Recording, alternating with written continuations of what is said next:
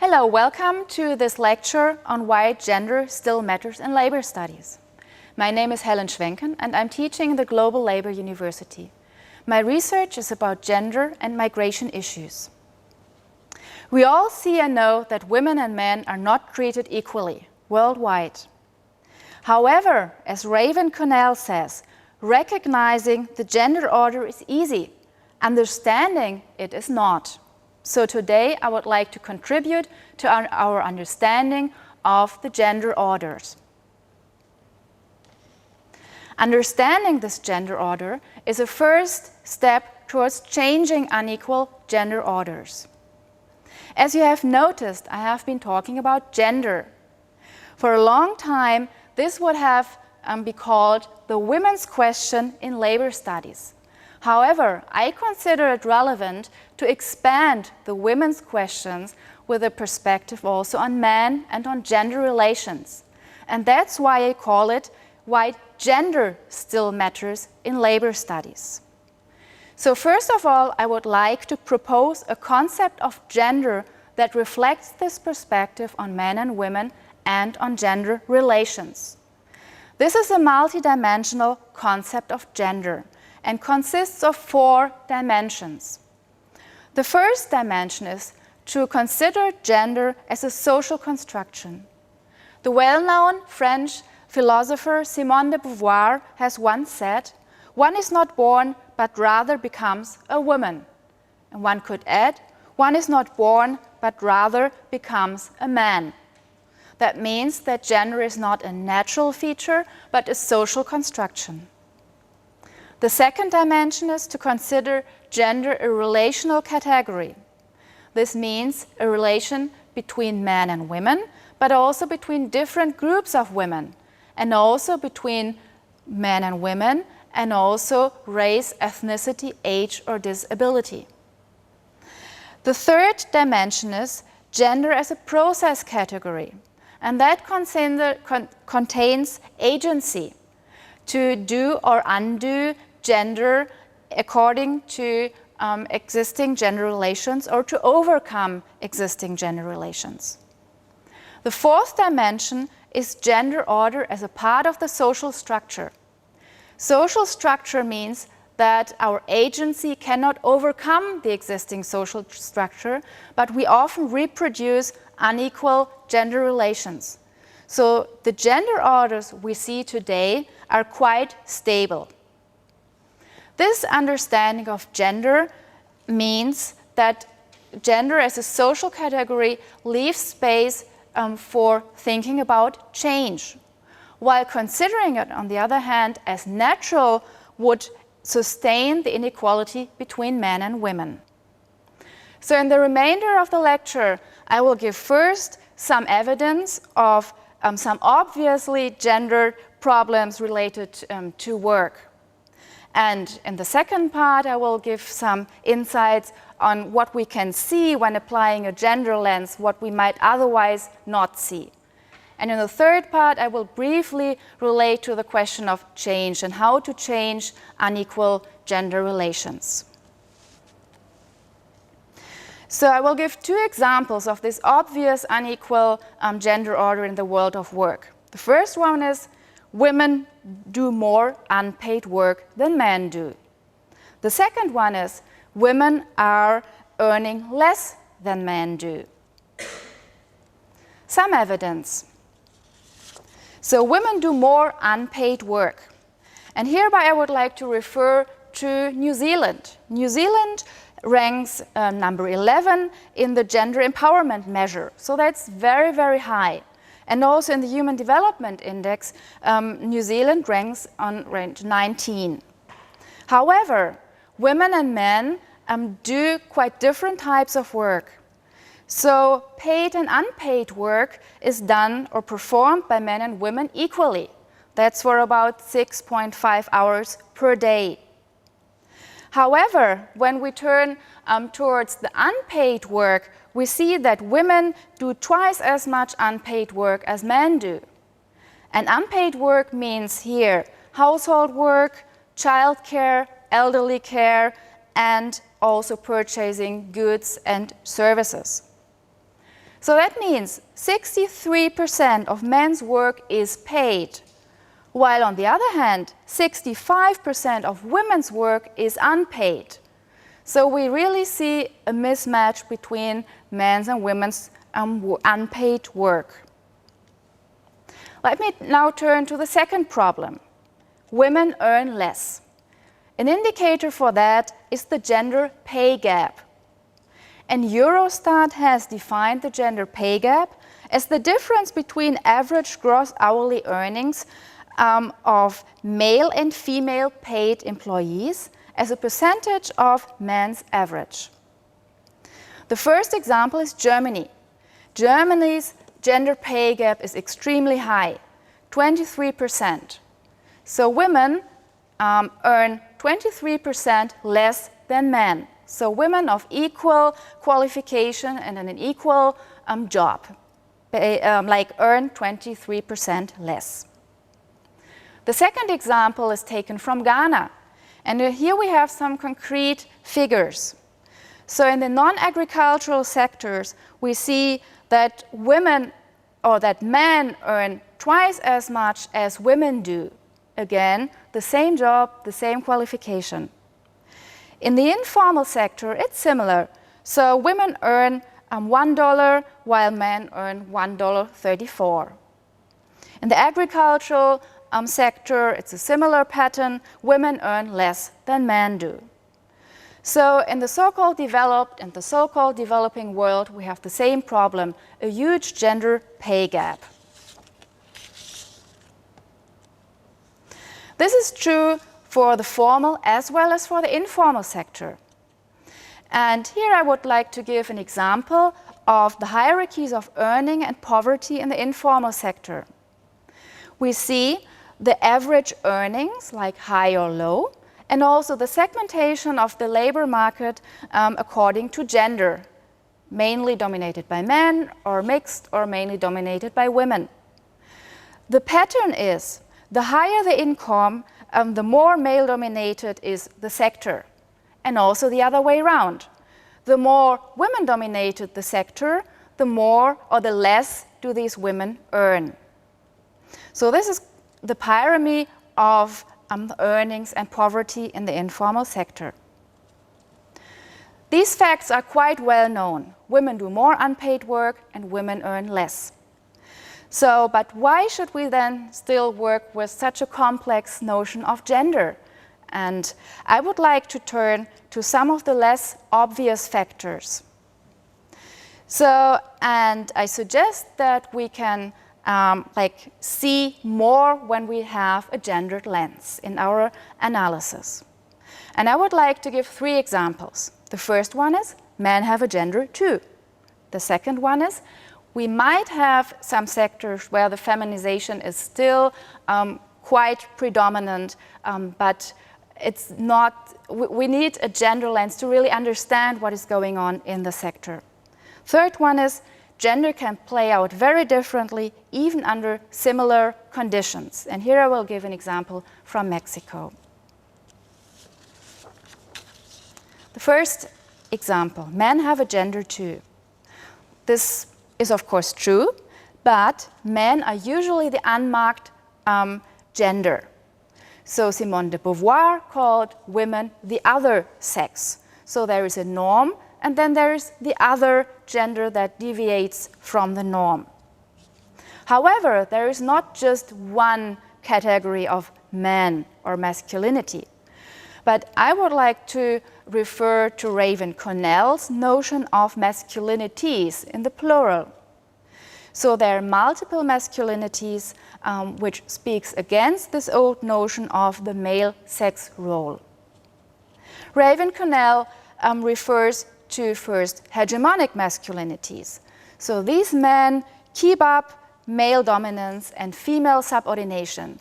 They feel quite comfortable with their position in society and they profit from it. So the second category of men is a more complex one because it's subordinated and also marginalized masculinities. And this can be, for example, homosexual men in a homophobic society. So these men are not acknowledged by society. The third category refers to the accomplices. So most men profit from hegemonic masculinity, and they don't speak up because this position is also quite comfortable for them because they do not have to change and can keep up the unequal gender relations. So what we learn from Raven Connell's concept of masculinities is that not all men profit from patriarchy and unequal gender relations. So there are also groups of men that are subordinated. And there also might be groups of men who would like to change the gender order as well, from accomplices to maybe more pro-feminist men. So the second point, what we can see when we have a gender lens, is the work relationship within feminized sectors. And I would like to give the example of domestic work and also the International Labour Organization's negotiations of a convention, Decent Work for Domestic Workers, which was decided upon in June 2011. And what I found so interesting about this negotiation was that struggles about definitions took place. And there were really very strong disagreements because domestic workers are oftentimes called maids, while the employers are called mistresses, and the home is not very often called a workplace. So that's what the struggle was about. So the domestic workers organization said, no, domestic workers, they are workers as well. They're not any longer maids. And the employers are not any longer mistresses, but they should be called employers with their duties as well. And the home is a workplace, not as any other workplace, but as a workplace where you need protection, for example. So these struggles about definitions, what is work, what is a worker, and what is a workplace, need to be analyzed also from a gender perspective to understand this feminized sector better. The third example is genders at work, and genders in the plural. And I would like to refer to the work of Leslie Saltzinger, a researcher who studied the maquiladora industry in Mexico. And she analyzed the gender performances in these maquiladora industries. And what she expected to find was that all women are subordinated, they're docile, they're exploited. But when she actually went to the factories, she found that this is not the case.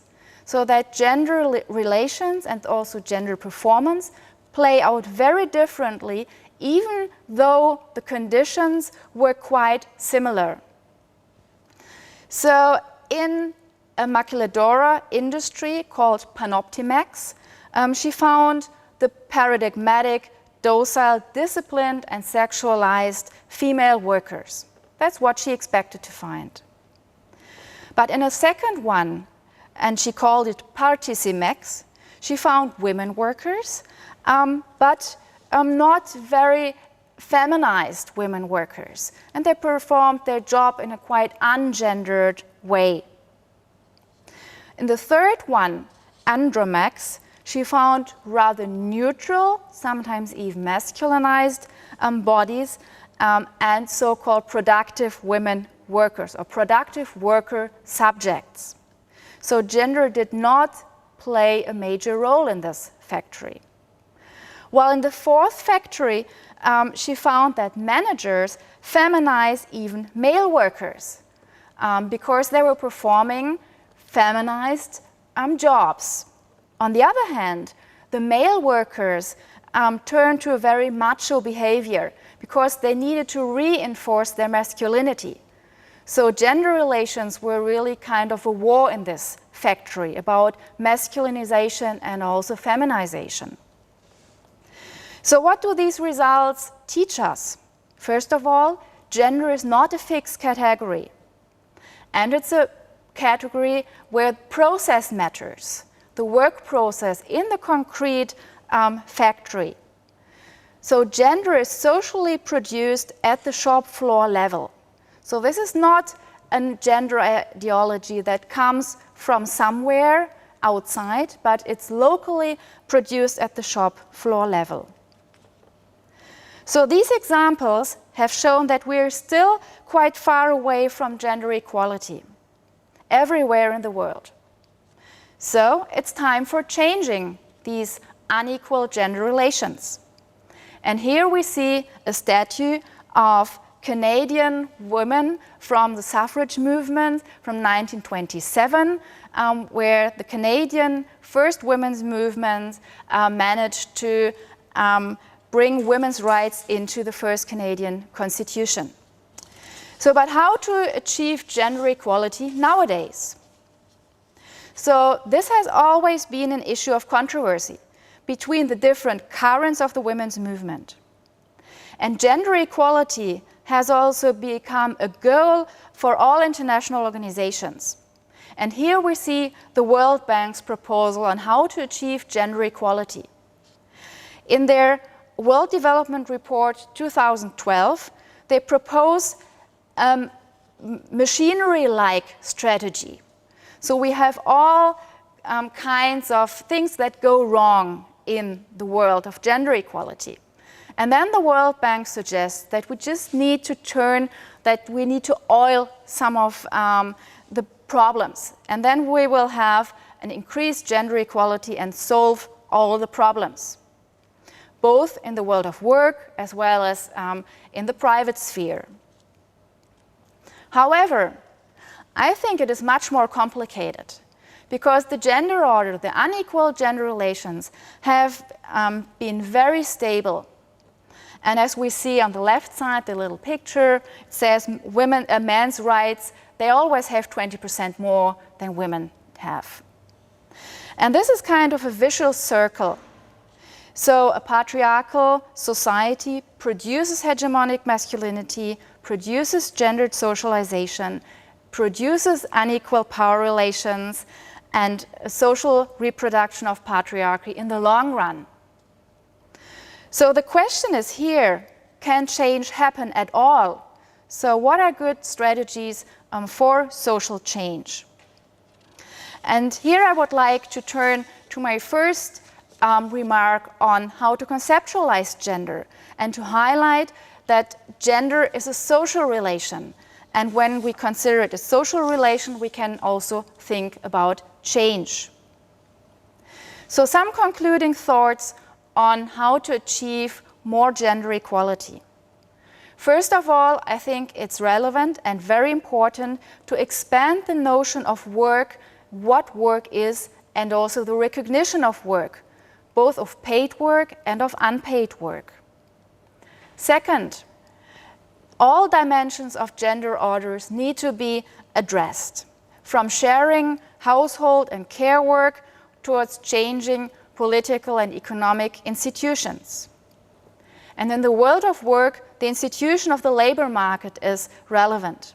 And here we need to have equal access to capabilities for men and women, such as skills, knowledge, or social networks. Second, we need equal access to labor markets and social protection in the labor market. Third, we need equal agency of men and women and also equal rights. And this, as we know, is an unfinished agenda. But all together, it also means that we need to humanize and democratize the world of work and social reproduction so that everybody can develop his or her own full potential as a human being. Thank you very much.